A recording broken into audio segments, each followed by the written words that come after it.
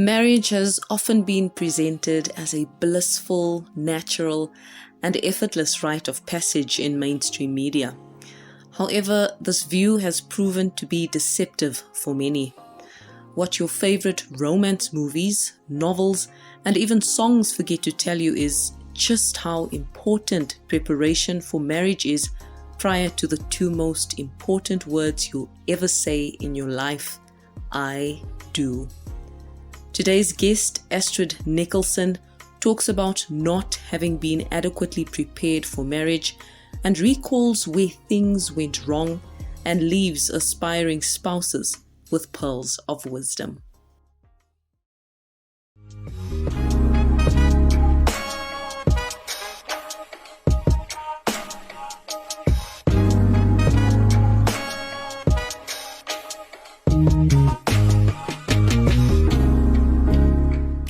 Astrid, thank you so much for availing yourself for the Natalie As I Am podcast. It is appreciated.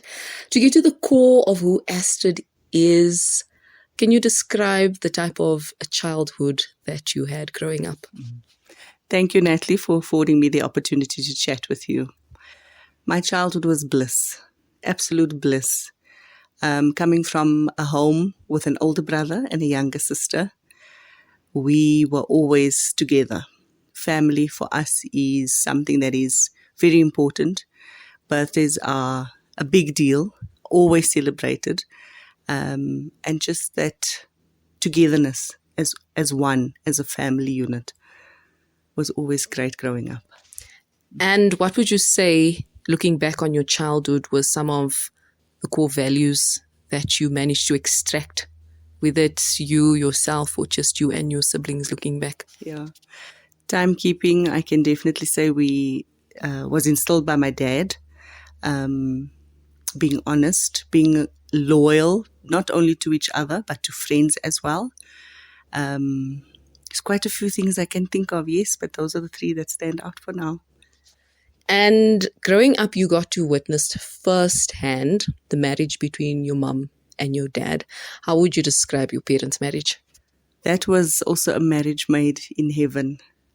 My mum and dad absolutely loved each other. They really did. They were married for the better part of 40-something years. My dad being the one who always supported my mum, irrespective, whether it was in the kitchen, whether it was doing laundry, whether it was doing housework. He was compatible with my mum in every aspect. And my mum was the one who supported her husband, being the wife and the mum in the home. My dad being the head of the house, she supported his role and his functions as best as she could. And in which ways did your parents' marriage shape your understanding of what a relationship between a man and a woman should be? So for me, seeing the two of them working cohesively together with each other, to me it meant that finding a partner that complements me to the best of my abilities, finding a partner who not only shares the same common interests, but also understands you and can be able to disagree with you on certain issues and still be able to be a partner at the end of the day. Yeah. And did your parents ever speak with you about relationships and possibly how you should approach them? And if so, what were some of the lessons that your parents shared with you? My dad was very strict. We certainly didn't have any relationships with any guys before the age of 18. So although I tried to bend that rule a little bit, I had a friend who I brought home at 16. And he was a little bit older, so my dad took a liking to him.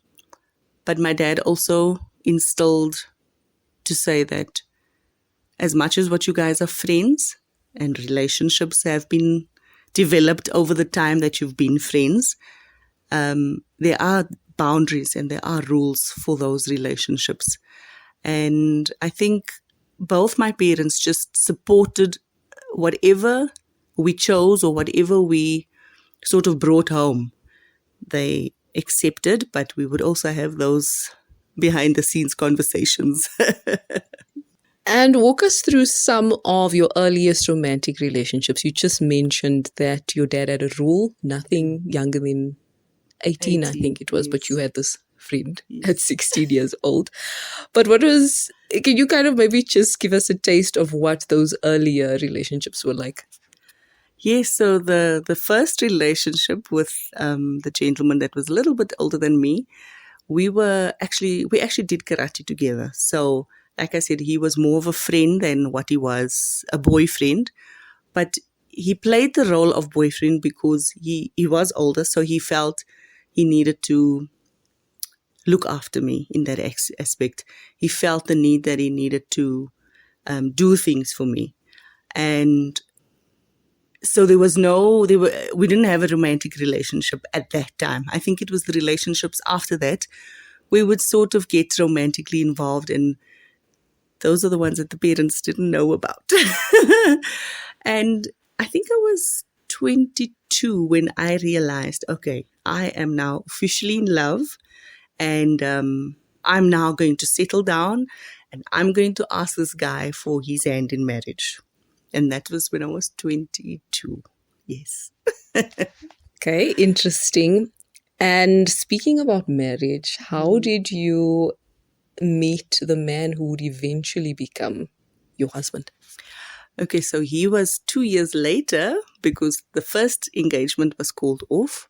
So the 2 years later, I met my husband, and we met at a Jarul concert. My friend and his brother were dating at the time, and they decided to set us up. So he told his brother that I asked him to the concert, and she told me that he asked me to the concert. So that's how we ended up at the concert together. And a few months later, the rest is history. How did you approach this specific relationship? Would you say it was with intention, or do you think you kind of just took things as they came? In the beginning, I took things as they came, but I also had intention that I thought in my mind I knew what went wrong in the first engagement. So I now knew what I wanted and what I needed for the second relationship, for the second engagement. And so I went into it knowing very well that this is the guy that I'm going to marry, this is the guy that I'm going to settle down with, and this is the guy that I'm going to build a family with.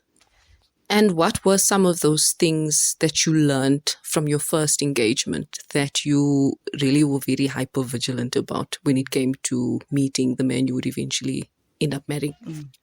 So with the first engagement, there was not a lot of transparency amongst the two of us. And so with the second relationship, I immediately opted and said that whatever is happening behind the scenes, both of us need to be completely transparent with each other. I need to know his whereabouts. He needs to know my whereabouts. We need to talk about things where money is involved. We need to talk about things where religion is involved, because he wasn't Catholic. And even though he was Baptist, Ebenezer, yeah, it's something similar, but there are differences. So we had a lot of things to talk about, which we spoke about on a high level. We didn't go deep into it, which I think was one of the things that, with hindsight, I would definitely do again. What was the relationship like in the dating phase with the man that you ended up marrying? The dating and the engagement was an absolute blast, I can tell you. We were smitten. We had public displays of affection with each other, which is something that I don't generally do. But we were, like I said, we were smitten with each other. It was an absolute blast. And I thought, if this is the beginning days of what marriage is going to be like, then I want to get married tomorrow. And during this time, were the two of you going back to conversations? Since you realized in your previous engagement that certain conversations were only happening on a surface level, with this relationship in your dating phase, would you say you guys were having these conversations necessary to determine if you were suitable for marriage? So again, we're talking finances, we're talking children, we're talking parenting styles, we're talking date nights, chores, spirituality, all of those things. So we were having all the necessary conversations, yes, but we were having disagreements as well. And we were not addressing those disagreements. It was sort of a case of, okay, we'll deal with it when we get there, kind of a thing. So to do with kids, oh no, we'll deal with it when we'll get there. To do with finances, oh no, we'll deal with it when we get there. So talking about it, disagreeing about it, but not actually resolving what was going to happen. And when the two of you decided to embark in agreement on this journey of marriage, you had to undergo marriage preparation or counseling, as some would refer to it. Please share with us what that journey was like, what sort of revelations you might have gotten either about your own relationship or marriage in general. Yes, so the Engaged Encounter was a program that is run over a weekend by skilled people as well as a previously married couple who is still married. And there's a priest involved as well as other professional people that are there as well. And at that weekend, I realized that there is so much that needs to be discussed going into a marriage that I realized I was not ready for marriage. I can't tell you whether my husband also thought that he wasn't ready, but we were there. And we were committed to give it a chance. Things like finances is very important. And although we spoke about it, we also parked it for when it actually does happen. Things like where we're going to raise our children, in the church, Catholic Church, or in the Ebenezer Church. Things like our childhood and our upbringing is so important to taking the next step into marriage that we didn't fully discuss how we were raised.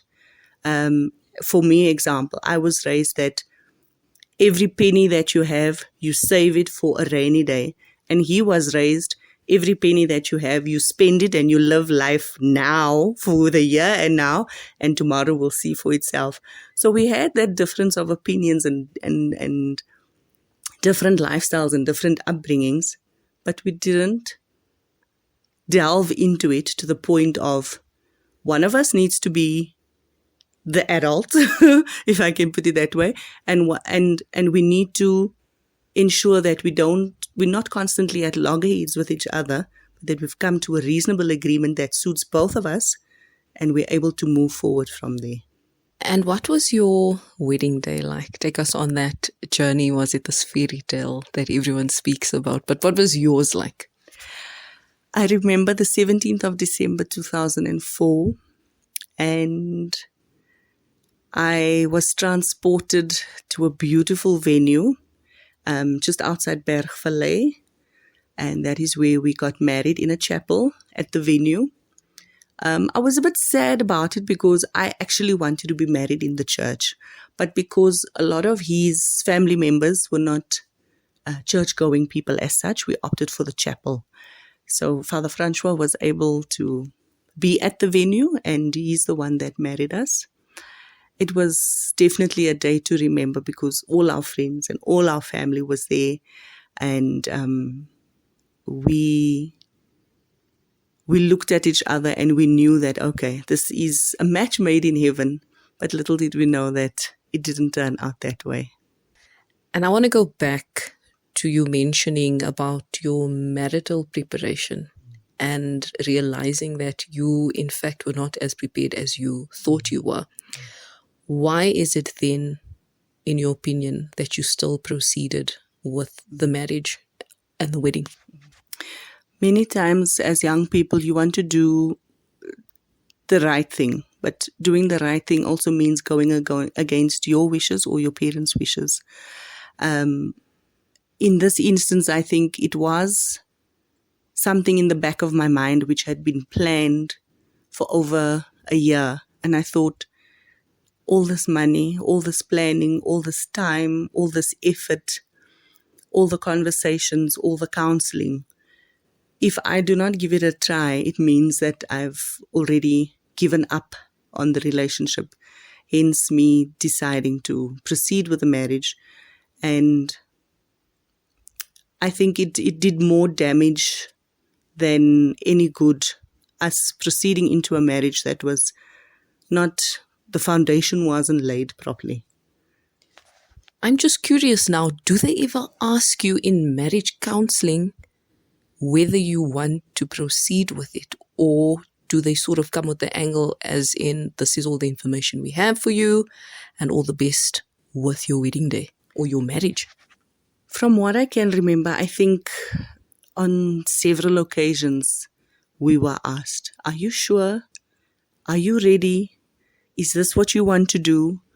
But you are in such a blur of a moment thinking of that big day that you've convinced yourself already that yes, you are ready. Yes, you are prepared. But with hindsight, you are not. For me, in essence, I was not prepared. My mind was already on the wedding day when we were at the marriage preparation. And so I felt that if we had a little bit longer preparation time, we might have been able to discuss more matters, more burning issues. And then we could have been open and honest with each other, because as much as they don't deter you from getting married, they do ask you all the pertinent questions. And what were some of the culture shocks you experienced as a newlywed? Where do I start? I remember also, so what I can say that I think I've learned is that the first year is very, very important for any marriage, because this is the year where you basically going to lay your foundation for the next 60 years. So it's your make or break year. In that year, you are going to experience all the good, you get to experience all the bad, and you need to think about how you're going to overcome obstacles in that first year. I remember coming home one night and I had said to my husband that he needs to please prepare supper. We have X amount of money that should last us till the end of the month, and but he must prepare supper. I came home to a feast of prawns, let me tell you.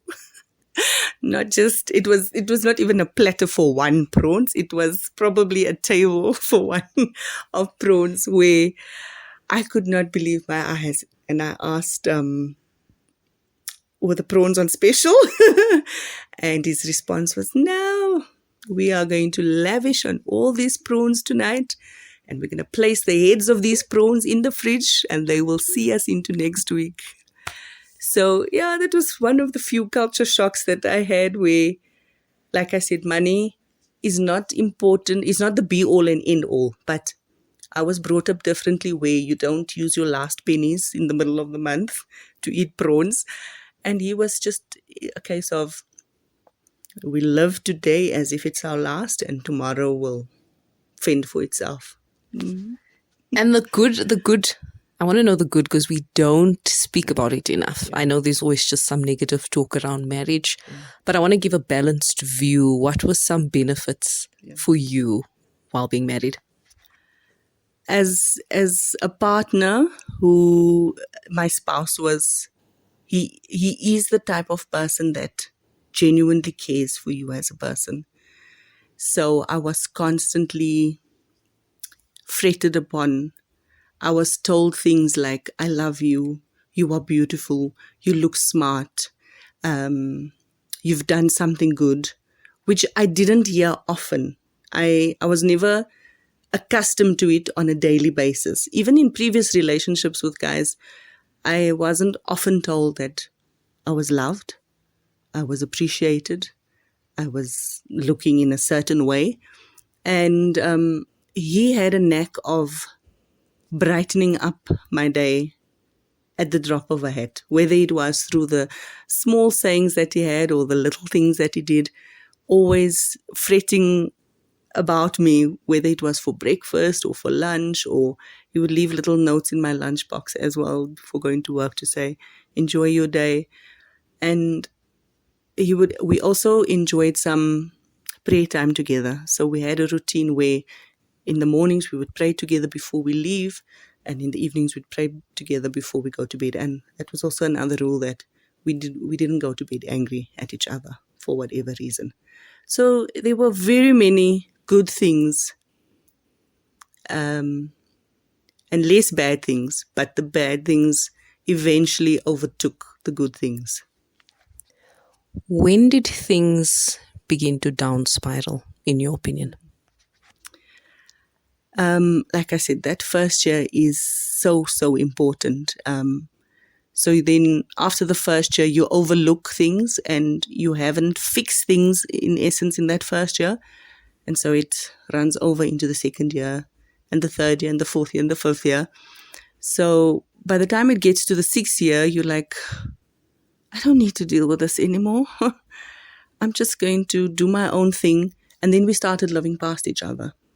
So he would work night shift and come home in the morning. I would work day shift, come home at night. So we literally lived past each other, not only with our work, but with our social lives as well. So I had my friends and he had his friends. And that is a recipe for disaster. Knowing that you're not spending time with each other, you're not dating, you are not even being intimate with each other. And that also plays a very big role in a marriage, where if a couple cannot talk to each other and they're living past each other, those are the danger signs. Did you ever hold your marriage up to the standard of your parents' marriage? Sure. I prayed every day, asking God to give me direction and say, this is not how mom and dad were. What am I doing wrong? Where can I fix myself? How can I get us back on track to where we were? And in many instances, I knew that I was not anywhere close to where my mom and dad were, but I was trying on a daily basis. But like I said, if in the beginning things are not working out, you're fighting a losing battle. Do you think it was a good idea to sort of hold your marriage, or maybe compare it a bit, I think, to your parents' marriage? Do you think in that sense you gave it a fair chance by comparing it to your parents' marriage? One should never compare your marriage to anybody's marriage. You can aspire to it, yes, but definitely not compare. My mom and dad went through also deep, dark days where they spoke about things genuinely to resolve it. And yeah, I was speaking about things, trying to resolve it, but not actually resolving it. I think one of the mistakes that I also made was that I wanted to control everything in our marriage. I didn't allow him to be the man of the house. I didn't allow him to be the head of the home. I controlled the finances. I controlled his going and his coming. I controlled what he wore. I controlled what he ate. And so that was something that I shouldn't have done. And with hindsight, yeah, it could have been done in a better way. And why do you think, I'm not sure if you know the answer to this, but why do you think there was such a need for control on your end? For a long time, I thought that I needed to fulfill the role of his mom since the passing of his parents. So in the year that we got married, December 2004, both his mom and dad passed away in July of that year. And we had hoped to give him enough time to grieve, but then again, we cannot put a time frame on grief. And several questions went back and forth. Are you ready? Are you sure you want to do this? And his response was always, if we don't do it now, it will never happen. So I assumed the role of looking after him and his younger brother, and didn't give him the opportunity to be a husband, because I was not being a wife, I was being a mother.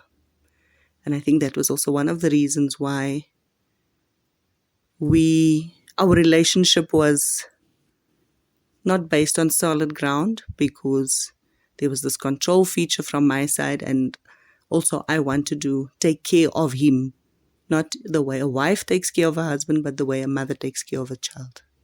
Oh, hindsight is such a privilege. It's just a pity we don't have it ahead of time. But looking back, was your marriage fixable? I think it was fixable before we got married, with more marriage preparation, definitely. I think it would have been fixed to the extent of us knowing who we are as people, as individuals, and being open and honest with each other that this is indeed not what we wanted. And in that way, it would have been fixable, if you understand what I'm trying to say. Yeah. Do you have any regrets? No regrets. I was loved. I was cared for. I was looked after. I was protected. I was safe. I have 2 beautiful kids from that marriage, and they are definitely my reason for being around each and every single day. So definitely no regrets. And speaking about those beautiful 2 kids, now that you know what you know, now that you've experienced what you experience, what lessons about marriage would you now pass on to your kids or anyone hoping to marry? So many reasons and such little time, eh? Definitely, for one, I would want my kids to be completely prepared for when that day does arise. But what I would like to share is that the first year of your marriage, like I said, is very, very important, absolutely important. We need to also ensure that judgment and criticism is taken and accepted, obviously in a healthy manner. Forgiveness, and when you make a mistake that you need to validate it, be accountable for your mistakes, and forgive. Because so many times in a relationship or in a marriage, you make a mistake, you don't even apologize for your mistake, and you don't even forgive your partner. And that is where glitches in your relationship start forming. There's quite a few that I can think of, but those are the ones for now that stand out.